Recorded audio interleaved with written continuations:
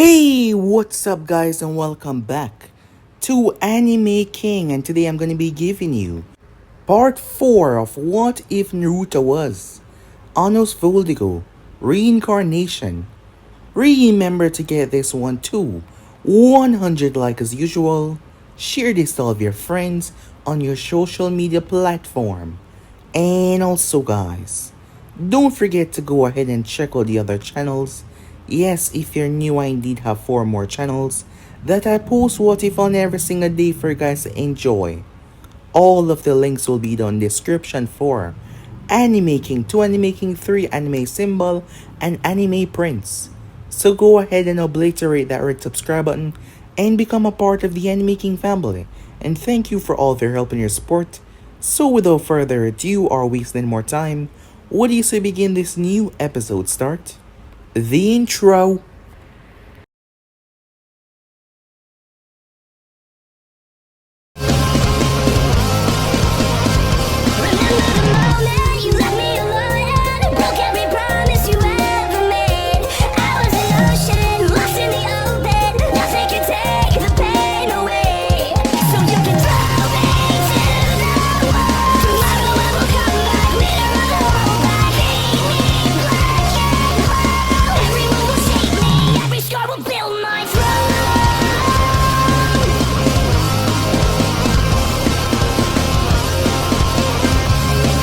So the last part we left off, the masked man had been blown to pieces by Naruto and revived just to put him through agony. Naruto did this 3 times before. Whatever it was, that so-called being above them appeared and saved him, causing Naruto to rupture his dimension and escape. Since then, it has been weighing on his mind. He died. He was blown to pieces, eviscerated. It was a horrendous thought and image that was placed in his mind. It was truly bad. While that was going on, Naruto pulled up towards the land of lightning. The Raikage was having a decent night. There were 2 possible outcomes of his little scenario that he has put in play. 1. They failed to kidnap the Hyuga and the leader that he sent die, which means the Hyuga will be sent over to put to death because of the agreement that they signed. 2. They get the Hyuga and they get the bloodline right here and now without anyone knowing about it. That is when he heard Mobi as the door came off. A pissed off Naruto entered inside immediately. The place was flagged by Anvus. Naruto made him a deal instead of just outright ending him. He used the Hiraishin, shocking the Raikage as he introduced himself as Minato's son. Naruto also gave Mobi the scroll where the Hiraishin was located in details for them to easily learn. All he wanted was a match. The winner, if he win, the Raikage will sign a pact with him to never move against the village. If he lost, he will give him the scroll. The Raikage wanted to disagree at first until Naruto summoned the castle gate and the Nine Tails arrive. The massive beast reigned supreme and tall. The Raikage had no other choice but to accept when Naruto told him that the 2 and 8 Tails will be approaching anytime soon, and a bloodbath will be taking place. So with that, the shinobis gather and prepare themselves as Naruto waited there. He, along with the others, stood as the Raikage and him were placed in a barrier that he placed up himself. Both him and the Raikage then start to go at it with one another.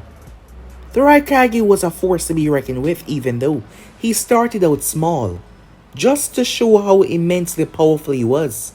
However, things quickly turned as he realized that the strength that this boy possessed was greater than he could have ever imagined.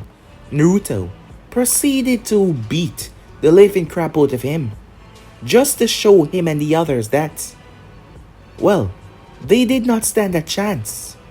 The battle raged on as the Raikage pulled out every move that he knew. However, they were either cancelled or overpowered. Even his lightning technique as Naruto pulled off some rather surprising and shocking feats, sending his ability back in time to hit the Raikage.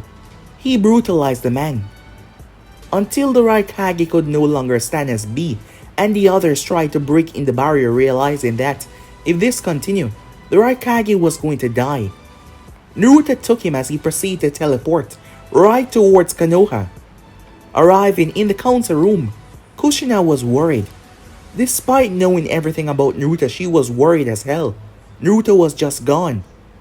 Naruto arrived as he tossed the Raikage on the table. He proceeded to tell them what happened. Every single member was petrified as Naruto healed the Raikage and brought up the exec for him to sign. They signed the deal as Naruto further told him that if he broke this deal, he will die. No if or but, he will just die. He teleported him back to his home before returning, and the scroll that Mabi was finally able to open said I won, proving that Naruto won. Tasumi had to laugh when she heard about it. Most of them were petrified and shocked. Danzo and Fukaku were quiet though. They had personal experience with the boy, so they knew the wrath and the kind of person that he was. The elders were rather shocked though. All the other council members, they knew that Minato's son was special, but this was far beyond any of their expectations. Far, far, far beyond it. And they couldn't quite believe it at all. Months passed like that. The Raikage was rather humiliated. Yes. Not only was all of his people there to witness what had happened, they all saw it. He was doing his best to keep the news to a minimum. Many heard rumors, but of course they thought it was just that. Rumors. They did not believe such things, believing that it was just Konoha trying to get a one-up on Kumo. Months turned into years as Naruto was quickly promoted after that whole scenario. It would be a true shame to leave him as where he was. Not just him, but Izumi was also promoted as well. But she took a different venture. She joined the Anvu. However, through it, their friendship never wavered in the slightest. It was rare, but she had her times off. Not to mention both Sasuke and Mito has grown a lot. As for Naruto, he was training Mito as he gave her a wooden blade while he was using a piece of stick, and she couldn't even break the stick. She had grown into a wonderful young girl. She was headstrong and ready to learn, something Naruto truly was happy for. While that was going on, Minato was contacted by the representative of the bloodline users. From Kiri, it was Mei Terumi, as she was asking for the help of Konoha. All the others decided to stay out of what was taking place at Kiri at the moment, but she came to Konoha seeking help. Meanwhile, with the Raikage, despite the years that has passed, the man still felt humiliated, treated like a mockery in front of his entire shinobi population. He was vexed and upset and mad. That is when it came to him. That same being that had spoken to the masked man arrived. The Raikage was confused. The being told him that they both desire the same thing, and they could help one another. So yeah guys, basically as we left off, you guys can switch across the blazer of yourself, and also guys, don't forget to obliterate that red subscribe button and become a part of the Anime King family. And thank you for all of your help and your support. So without further ado, let's jump right into this. Begin now guys.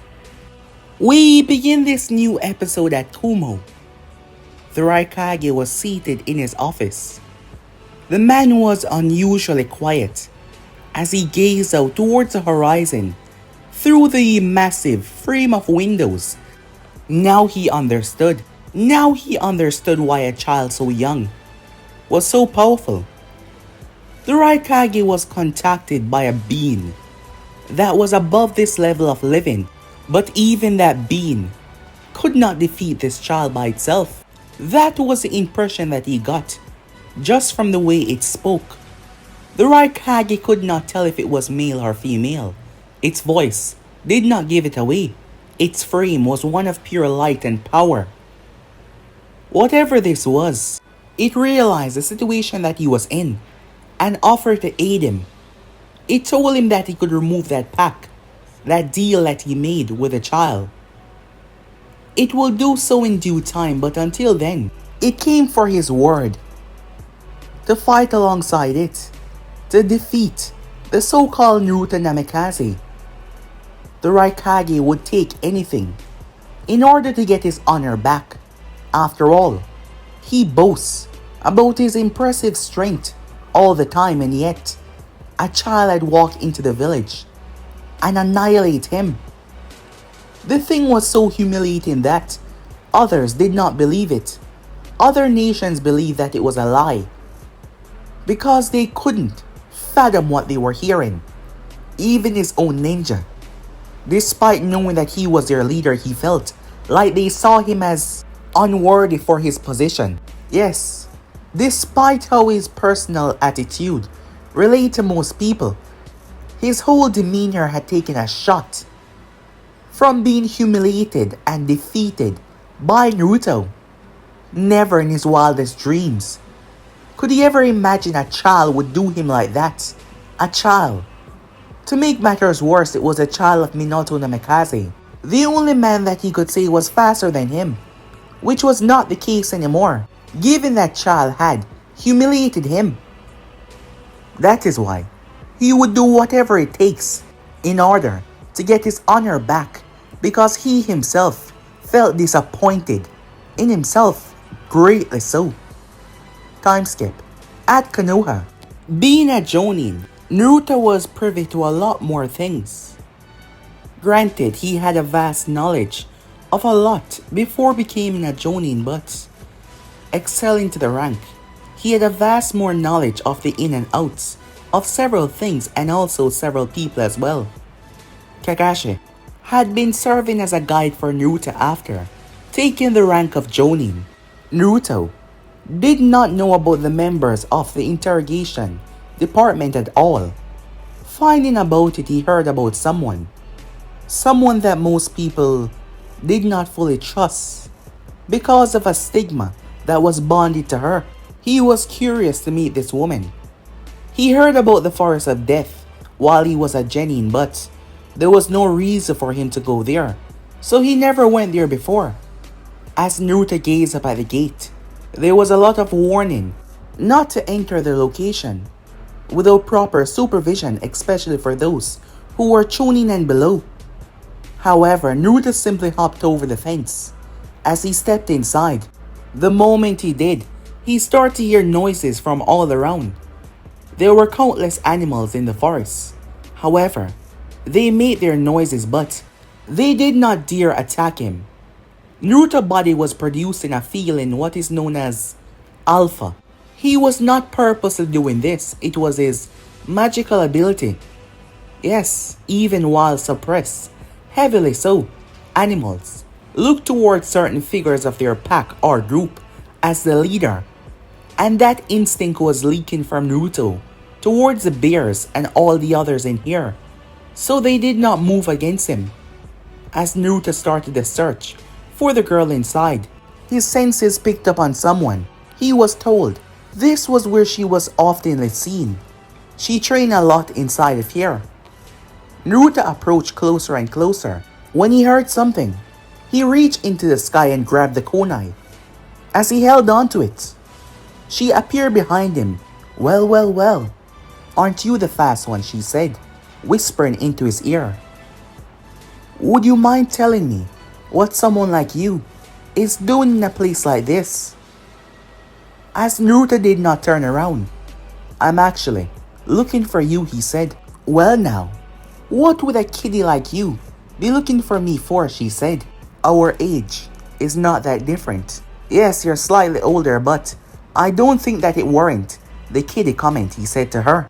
"Aw, I didn't mean to hurt your feelings," she said to him. "Don't worry, it was not hurt," he said. He turned to face her. She was an average-sized young lady. She had brown eyes, violet hair. She was wearing a trench coat with a fishnet shirt underneath, exposing a lot of her upper body. She was wearing a brown skirt with a fishnet going down beyond it. She was wearing high-thigh sandals with protectors over it. Anko raised the eyebrow towards his reaction. Usually, people had a surprising reaction when they saw what she was wearing, especially when it was their first time meeting her. But he, on the other hand, he seemed so calm, unnaturally so, like he wasn't bothered in the slightest. It then snapped into her mind on who this was. Hey, you're that kid. The fourth Hokage's son, aren't you? Yes, that would be correct. And you're Uncle Midarashi. Yeah, I am. Why would the fourth Hokage's son be looking for me? I recently learned of your plight, said Naruto, as his eyes roamed over her before stopping right at her neck. I presume that is where the cursed mark is located. Her body instantly tensed up as her tone quickly changed. What do you want? She said. Naruto raised the eyebrow as he quickly deduced that she was upset. Well, he shouldn't be surprised. The mark must be a sensitive subject. Do not worry. I do not come here as one to mock or to make trouble of your plight. Then why the hell are you here? She said. I wish to aid you in removing said mark.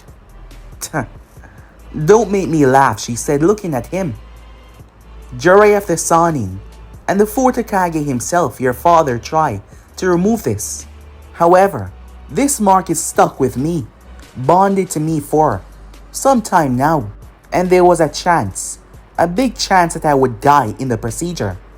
So yeah, a little runt like you, I don't think that would be possible. Well, you are correct about something.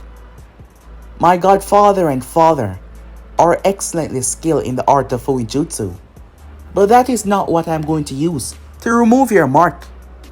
But I can tell that it will be hard for you to just trust me after all.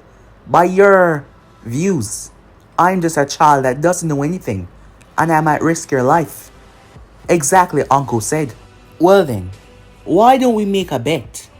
A bet, she said. Yes. If I win, you allow me to examine the mark. Just examine it, he said to her. And if you win, I'll buy you all the dango you can eat. Anko raised an eyebrow. How do you know I like dango? I did my research, said Naruto. A smirk came on her face. So, just because you recently got promoted to be a jonin, you believe you can take someone like me, she said. Well, for the point of the bet, yes, that is correct. Tch, cocky little shit, aren't you? Not really, he said to her. Well then, fine, she said. I'll let you examine the mark. However, when you lose and I win, you better fork over all the cash you have. Got that? I won't go back on my word, said Naruto. Alright, fine, she said. So, how do you want to do this? The first one to beg for mercy.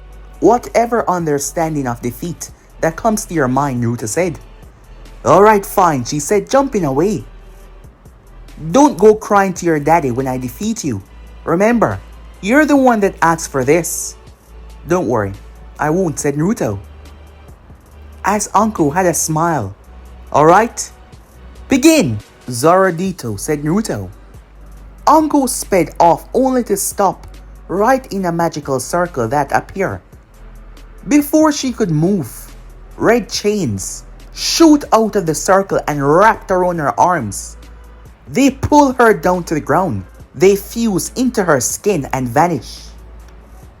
Anko tried to move, but it felt like she was trying to lift the world itself. Her body was restricted. She could not move a single inch. What did you do to me? She said. Naruto stepped forward.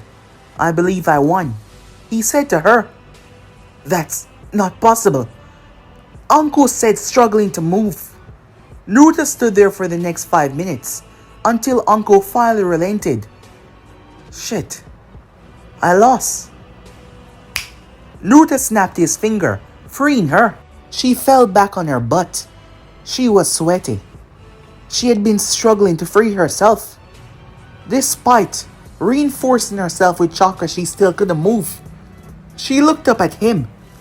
"Just what in the world was that?" she said to him with a shock, look written all over her face. "A binding spell." "A binding what?" "Don't worry," said Naruto. "However, I won the match.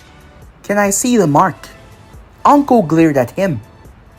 "Fine, I'll keep my word," she said. "Even though I could run away. I could capture you again," said Naruto. "Alright, fine," she said, walking over towards him. She sat down on a nearby stone. "There," she said. As Naruto looked at the mark that resembled a Sharingan, the totems inside of it, it even had 3. It was like Orochimaru studied the Sharingan in a way of creating this mark. Naruto wouldn't put it above him. As he glanced towards the mark, he then noticed something. "I wish to see the rest of it," he said. "What?" "That's the mark," she said. "I'm honoring our deal and showing it to you. There is nothing else." If I'm not mistaken, the mark can contrast and expand, Naruto said, and this is just the front end of it. I wish to see the makeup of the mark and what it truly contains. I can't, alright? It has been sealed away for a long time now, a seal that your father placed on it. Oh, I can easily remove that seal.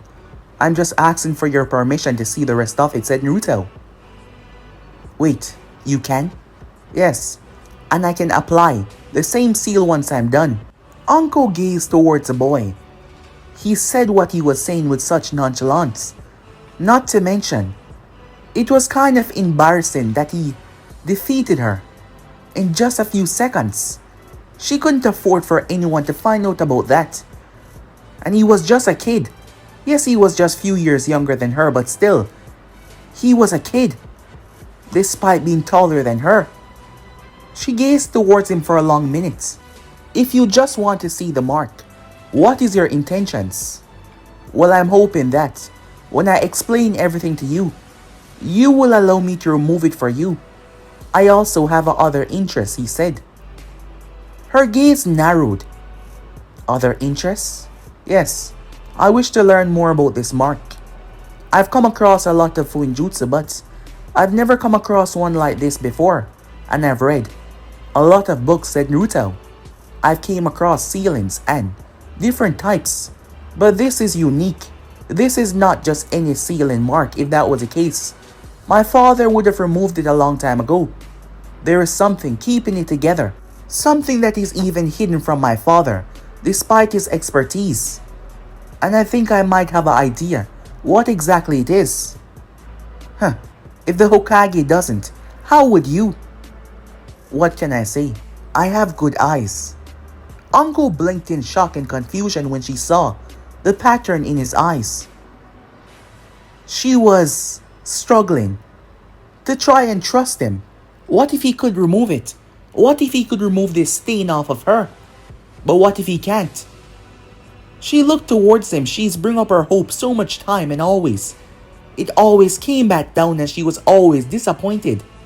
The Hokage told her that the mark was ingrained in her system and to remove it might end in her death. There was a high possibility of her death. But this boy, his own son, just the way he spoke about it, she wanted to give him a chance. Alright, fine, she said. Do it. But you better not screw up, said Naruto.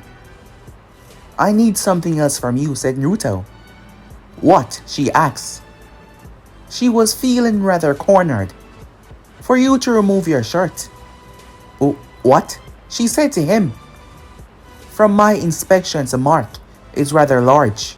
So you want me to remove my clothes? You pervert, she said. However, his face expression did not change. I assure you, it is nothing of that sort. The mark will extend along your back, down to your spinal cord. I will not step in front of you. Anko gazed towards him for a long minute. His expression did not change. Anko was working in the IT department for some time now. It was her dream, something that she was good at, something that inspired her. She knew how to read people, and yet there was nothing coming from him to show that he was interested in her in any way. This was mainly for the mark interests. She released a breath. Couldn't believe that she was considering doing this. Fine, she said, as she removed her trench coat.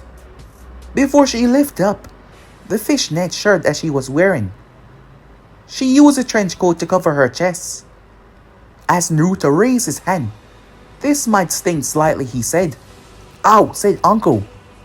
"Stay still," said Naruto. Suddenly, the mark unfurled and ran down her back. Naruto's eyes were moving so fast as he scanned over the mark. Naruto activated his Mystic Eye. This was a special ability. It allowed him to see the magic flowing through others, the blood inside of them, and things far away. But in this case, it allowed him to see the complexity of this mark and the inner workings of it.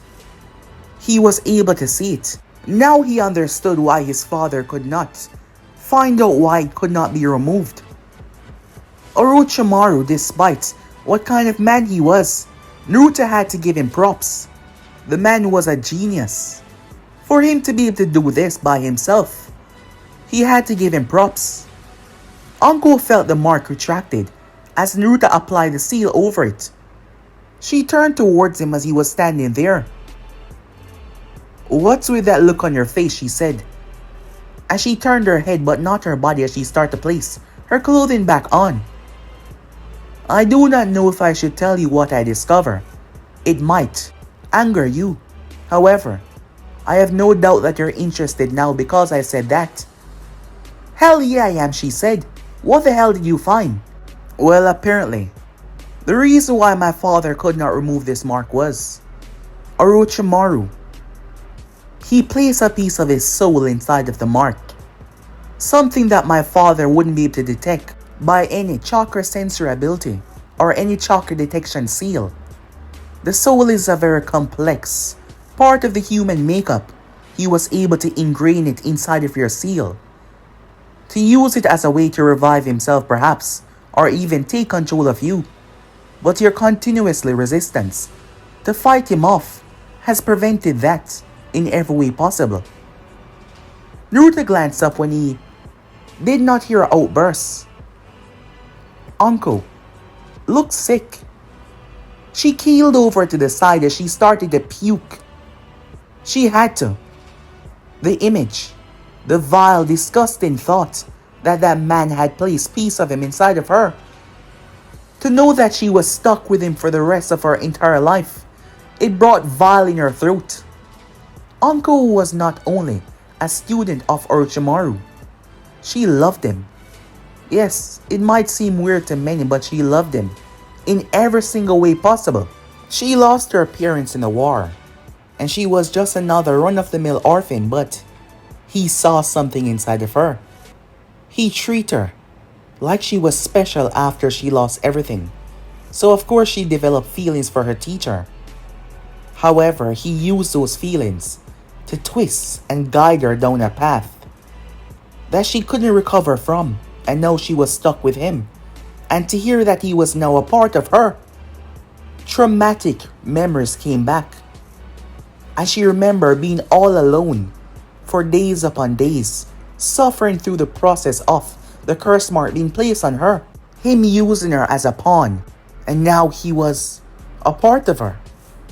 Her gaze fell down towards the kunai that she had thrown earlier, as Naruto saw the look in her eyes. "Don't." Anko gazed up towards him. "Doing that will not solve anything. You will just be letting him win." "Letting him win? He's already win. He's a part of me, and this damn thing is stuck with me," she yelled. "Well, if you let me finish my statement, you would know that it's not. As I said to you earlier, while my godfather and my father are great in their own right, I have my special quirks. that could help remove that mark for you. Anko looked towards him fully. She was now more desperate than ever before, after finding out what he told her. And she knew that he wasn't lying. She knew. She spent her whole life in a department where she must know if persons are lying or telling the truth, and he was not lying. Fine, do it, she said. Do what you must. Your earlier speech from this one has changed so drastically. I can't go on knowing that that man is inside of me. So do what you must, she said to him. Alright, said Naruto. His fingertips started to glow. He proceeded to slam his hand into his chest, freaking the hell out of Anko as he ripped something out. Crazy part was there was no blood.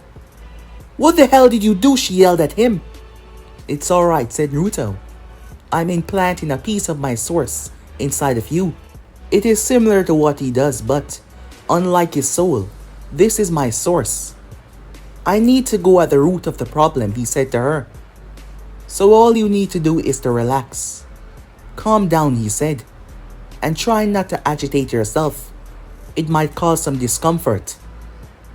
Anko looked at him, wondering how the hell he was doing these kind of things. However, she needed that thing to remove. She would question his crazy abilities later. Naruto placed his hand on her chest, and the source was sucked in her body. As Naruto closed his eyes, Naruto appeared in a large, empty place. His gaze swept through the area as he heard something. He started to walk until he arrived towards a door. He reached to open the door until someone jumped right on him, knocking him down. As it was a younger Anko. No, you can't, she said. She quickly got up as she started to grab his hand. Naruto got up as she pulled him along. He was confused a bit. She dragged him towards the empty corner. We can't leave. He's gonna get us if we go out there. Anko, said Naruto. Who are you? She said to him. Are you one of the other kids? He looked at her, realizing what she was. As Naruto got to his feet, I'm here to save you. You can't save us. He killed them. He killed them all. I thought I was the last one. He's gonna try and kill us too. We have to keep on running. If we run, he can't get us. But if you run, you can't leave, said Naruto. At least it can keep us safe, she said to him, tears coming to her eyes. It might, for the time, but you can't run forever. You have to face your fears. Anko's eyes went wide as he turned to see Orochimaru walking towards them. Well, what is this? This is a surprise intervention, he said. Who are you? He asked. I'm here to bring her out. I presume you're going to try and stand in my way. Oh, I'm going to do more than that, the Sannin said. Hand her over, and I won't rip you apart. I'm afraid I can't do that, Naruto said, stepping in front of her. No, Anko said. Orochimaru laughed. You naive buffoon. You have no power here. I, on the other hand. The ceiling was ripped apart. The sky started to flash with purple lightning, raining down. Orochimaru chuckled darkly, shaking the place. As you can see in here, I am a god. I rule. And this time, little Anko, he said, I'll swallow you whole. He said with a smile on his face, until Naruto appeared in front of him and struck him across the face. Orochimaru was thrown at least 100 yards. And who gave you the assumption that I am powerless even in your domain? Naruto turned back towards Anko, you see. He's nothing but a big bully, trying to keep you here. All you have to do is to leave. As he pointed towards the door, Anko was unsure, as she did not know what to do. Orochimaru came running back, bloodlusted. As he attacked Naruto, Naruto dodged and evaded his strikes. Anko. Go, Naruto said, in a calm demeanor despite facing the bloodlusted Sanin. She was afraid, she was scared. She looked towards the door. She was trembling. Yet, as she gazed towards this newcomer, he was not afraid. He was not afraid. What was she doing? She had a chance to leave. She should do as he said. She didn't want anyone else to get hurt. All of those other deaths were because of her. She watched time after time as the other kids get swallowed, and now she was the last one left. And now, Anko ran towards the door. You stupid child! There is no escape for you! You can't leave, the Sanin said. Be quiet, said Naruto as he grabbed him by the face and smashed his head into oblivion. He kept holding Orochimaru down in the ground. It's alright, he said to Anko. She nodded back as she ripped the door open. As a bright light consumed her, she was taken by that light. Once she was gone, Naruto backed away from the Sanin. No, no! As Naruto stood there looking at him. Know that she's gone. Your power is fading, and fast. You no longer have a domain to rule over. And I'll make sure of that, said Naruto. He held his hands up. You fool! I cannot be killed, Orochimaru said. No, that's where you're mistaken, said Naruto.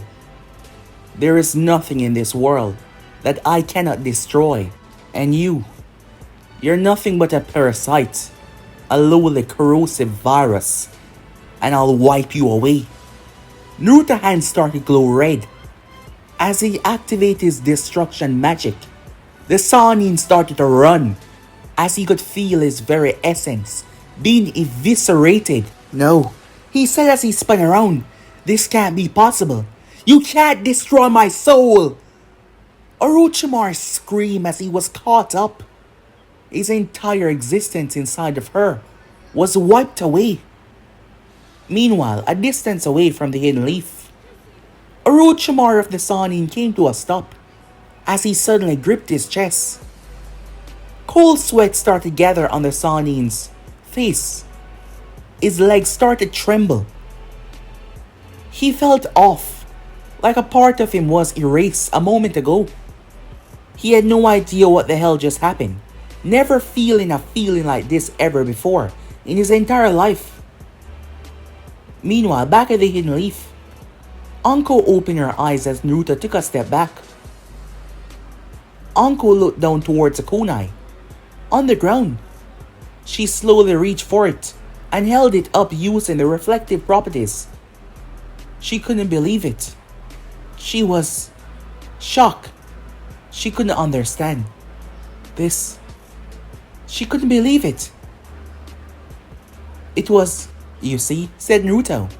I told you, he was cut off as she crashed into him, allowing the both of them to collapse down on the ground.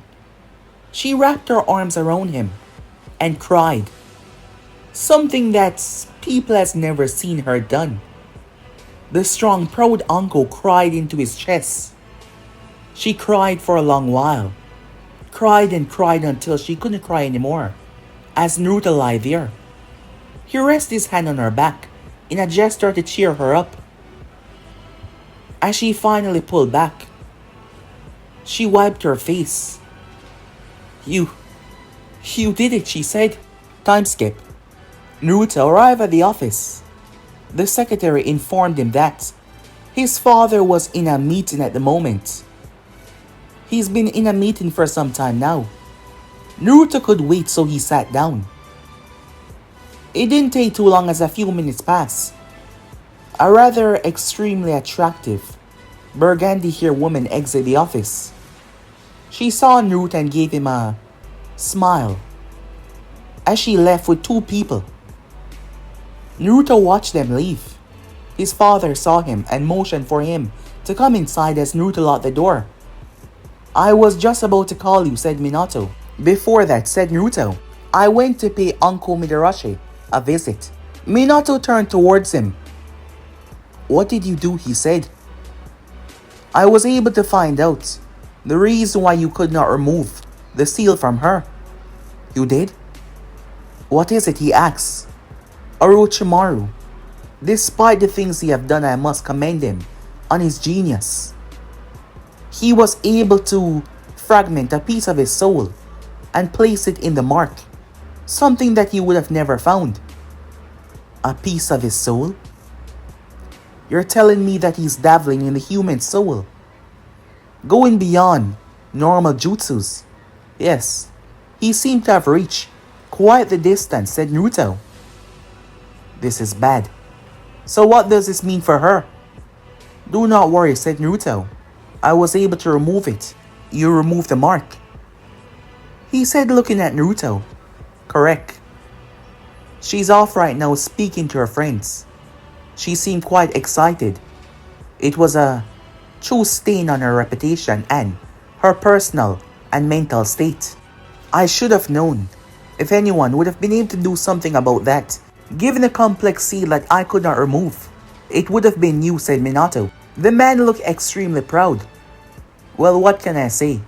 I'm simply helping my fellow comrade in arms. Yes, that was a very nice thing you did for her. That mark has been a source of bad judgment for her for some time now.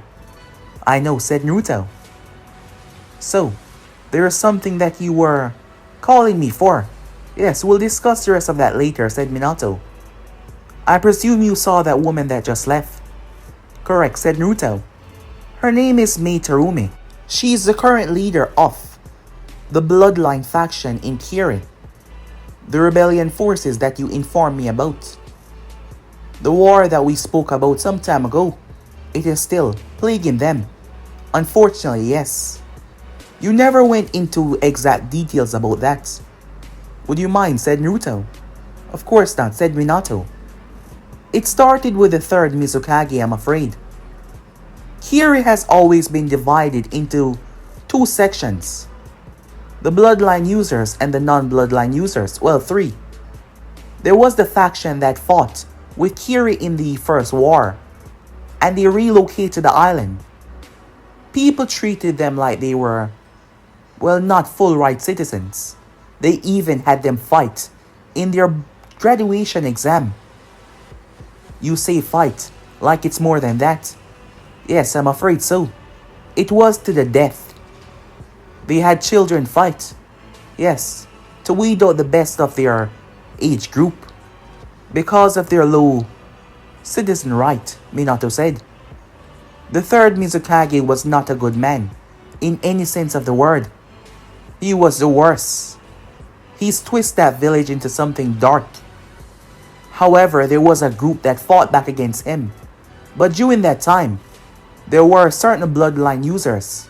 The worst of them all was the Kaguyas, a bloodlusted clan that enjoyed to kill for just the fun of it. They played Kiri for years.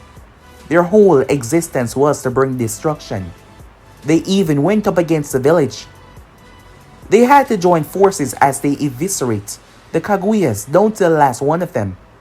As of this day, the Kaguyas are extinct.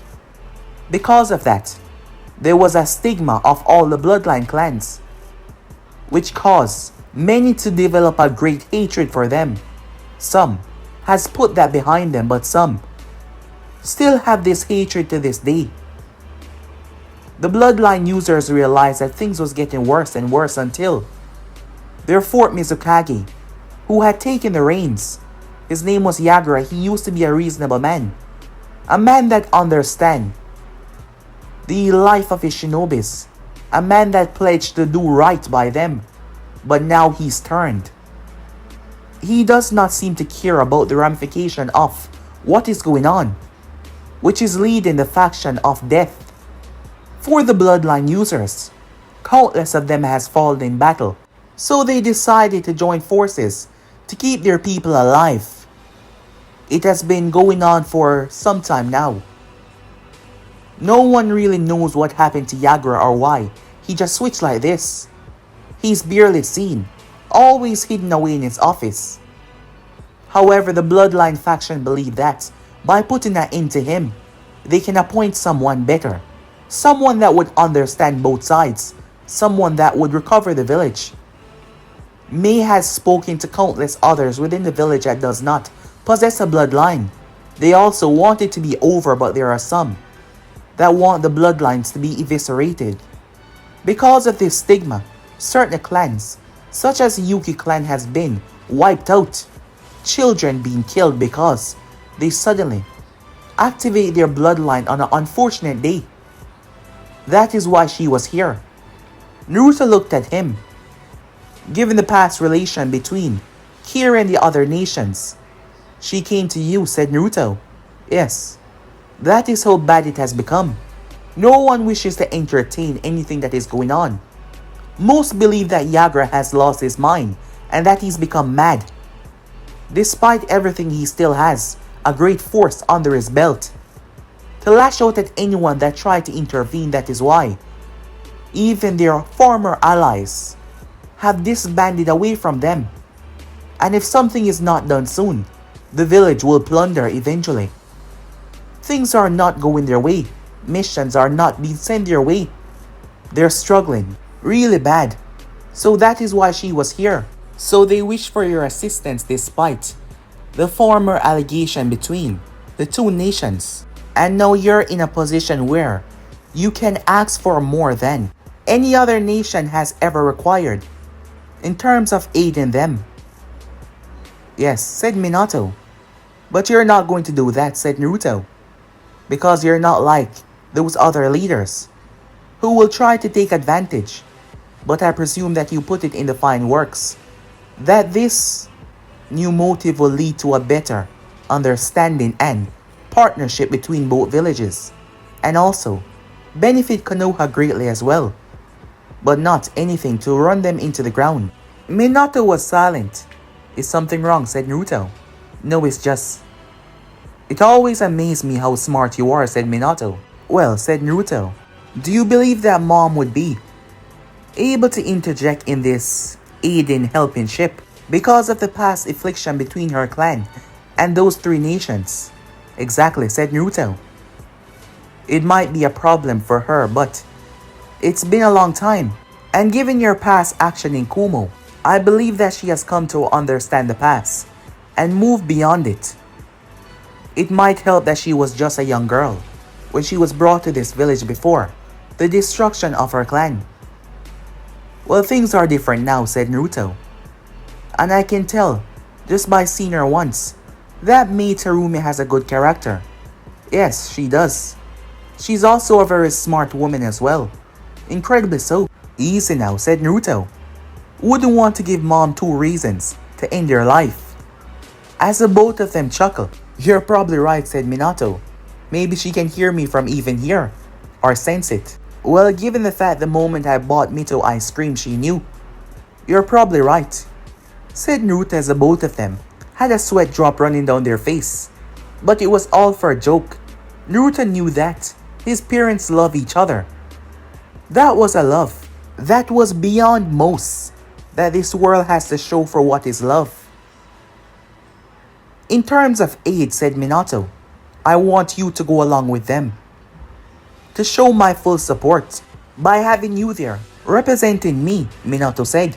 So you wish for me to aid them to take down the Mizukage? Yes, they have a plan.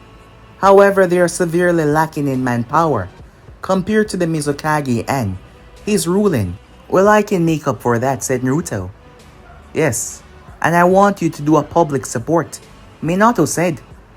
I want this new ally to be cemented down in everything. This is not a private support like many has been doing behind the shadows in order to make sure that they are not fully involved. I have already discussed this with the council. Konoha is going all in. This will form a new partnership between us and the island of Kiri, he said. Well, alright, said Naruto. And given that you're showing a public support, I presume I'm not the only one going. No, said Minato. There will be a few others. Time skip. Naruto had tried to get home, but that seemed not to be in his future at the moment. Anko arrived and dragged him off as she brought him to introduce him to her friends. Despite becoming a Jonin, Naruto wasn't acquainted to many of the others, despite the missions that he's undertaken. He has known some of them but not all of them. Anko brought him to meet the Genjutsu mistress of Konoha. Her name was Kurenai. She was excelling in the arts, despite not being from any special clan, and despite not having a Sharingan. And that was her name going on, yes. There were also several other kunoichis there. There was also Kotetsu and Izumo as well. They were both chonins. They were a bit bummed out that they were still chonins and Naruto was a jonin. He had to say they were a fun-loving group. Kurenai and the others were rather shocked when Naruto informed them that he had removed the mark from her. They still couldn't believe it. Well, they did not know the half of it, because Minato had wanted to keep things civil. The members of the council had not spread the news about Naruto and what he had done to the Raikage, so they were not aware of that. Even if there were rumors, people think that it was just that, rumors and not something to truly believe. After that though, Naruto made his way home. As he found his sister there, she was with her friends, one being Hinata Hyuga, the other one being Ino Yamanaka. Ino's mother, Ira, was here. Hitomi was also here as well. Hitomi had her younger girl. Her name was Hanabi, who has grown a lot as well. Hitomi had been forever grateful to Naruto for aiding her. If it wasn't for him, she wouldn't be here right now. She would be gone. Hinata had quickly become an admirer of Naruto. She saw him as a cool, amazing person, with his sister following that bandwagon as well. The both of them saw him as a hero. Ino, on the other hand, she liked how he looks, and he was so nice. As Naruto returned and greeted the three girls there, he then walked over and greeted the ladies as he asked to speak to his mother. They made their way inside. As Naruto informed her about his upcoming mission and his move towards the village. Kushina understand why Minato had selected him as one of them to go on this mission. She could understand that, and as much as she worried about his well-being, she knew that her son was vastly powerful. Probably the most powerful person to walk this earth. But she couldn't help but worry. She was a mother after all. As Naruto and her sat down, he wanted to know if she was okay with this. She placed a hand on his shoulder. This isn't about the past and those people that were involved. A lot of them are long gone by now. And this is a new future to look forward to. And you said it yourself. This maid Tarumi is a good character. And I trust your judgment, she said to him. Alright, said Naruto. I'm just glad to know that you're okay with it. She nodded towards him. Time skip. The place had gotten dark as Naruto was seated by himself. He was at the spot. Suddenly she arrived. It was like a ghost, appearing out of nowhere. As she sat down right beside him, she reached up and removed her mask. Izumi has truly grown into a fantastic young lady. As she sat down next to him, she has been busy a lot. Anvu was her everyday work, and they could be called at erratic times. Her being one of the younger members. Well, yes, it was a push. However, she was proving that she was a force to be reckoned with, already garnishing the respect of all the others by showing what she was capable of. After all, the moment she appeared in the organization, they decided to test her to see what she was capable of. Naruto informed her about his trip. So you're going to actively getting yourself involved in a war that is prolonging in the nation. Exactly, said Naruto. My father told me that Mei has a plan to strike. They just need the power behind their strike.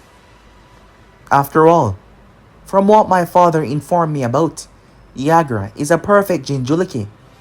He has a tail beast power at his fingertips to wield as he seems fit. You're not worried, are you? She asked, looking at him. No, Of course not, said Naruto.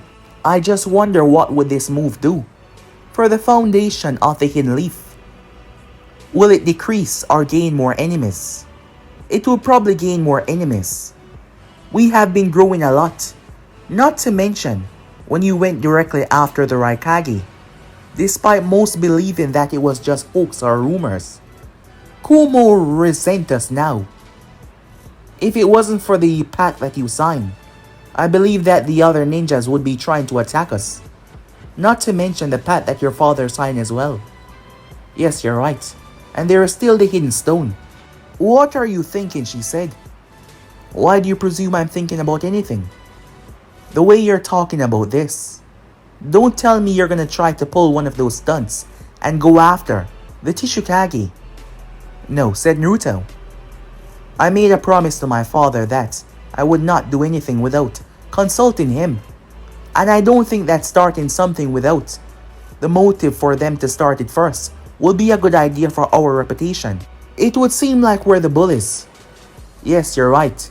Even though I hate conflicts, hate this thing that we call war for no reason. We can't afford to be the one that push it as an agenda. It will end in us being the bad guy. Yes, you're right, said Naruto, as both of them discuss what they could. Despite knowing that she could trust Naruto with everything, she told him things that she wasn't supposed to tell other people, but she felt safe telling him whatever. It was getting late as they were about to depart when she did something unusual and rather strange. Naruto looked at her. Before they separated, she leaned forward and kissed him on the cheek. There was no word said between them for a few seconds. Why did you do that? He asked. He was curious. She looked at him. Strangely. I was just testing a theory, she said. She did not say anything after that as she simply sunshine away, which Naruto found strange. A distance away she reappeared as she brought her hand up and placed on her lips. She seemed to nod to herself as she walked off. Meanwhile, that was taking place beyond the elemental nation, far beyond it, way beyond it. There was a meeting taking place. The moment Naruto was brought into this world, everyone felt it. Things that most people didn't even know existed. That strange blue entity that had been visiting the elemental nation, bargaining with the Raikage, saving the masked man. It turns out that it was not as powerful as one would think, because at the moment it was looking up towards three other beings. Three beings that seemed rather superior to it. They were all different in all different venture and aspect. One of them, body was purely white. They didn't have physical human forms because they were not humans. In the center of the white source, there was a time. The symbol of time rested there. Whatever this thing was, you could tell that it was powerful by just gazing at it.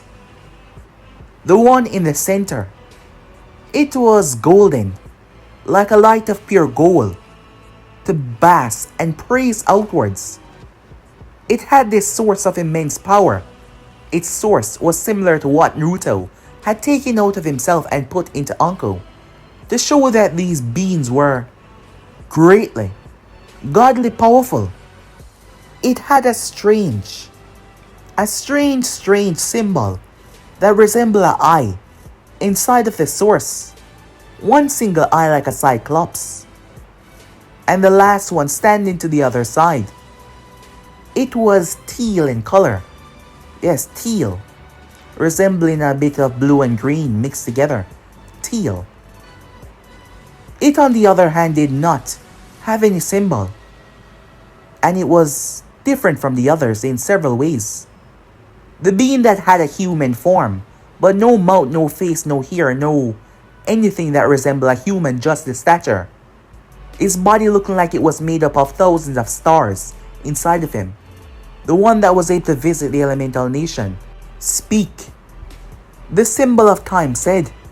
Their tongue that they spoke in was not one that humans could understand. He merely possessed a human form, but internally he's not. That being is not supposed to be residing in this time or this universe. I tried to absorb and bring him here. However, he retaliated, and he was able to wound me. The blank being that was just floating there spoke. He harmed you. Yes, exactly. He caused me physical pain. He was able to bypass the space between us and them to show that he's not one of them, but he seemed to possess the power of us. So he's a bigger threat than we thought. The one with the eye said. You seem surprised. The time one spoke up. When was the last time that someone was able to shake the universe by just stepping into existence? He's right. The empty one spoke. We need to make sure we govern this and control the situations, like what we have been doing since it began. Now, tell us everything that you know. They said, looking towards a being that had been residing on Earth, as it nodded. But guys, be and subscribe right here. If you want some next part and do, like, subscribe, comment down below, and turn on that bell notification so you posted. Remember, share to all of your friends in social media platform. And also guys, don't forget to go ahead and obliterate that red subscribe button and become a part of the Endmaking family. And thank you for all of your help and your support. So without further ado or wasting any more time, I'm out for now. See you guys soon. Peace.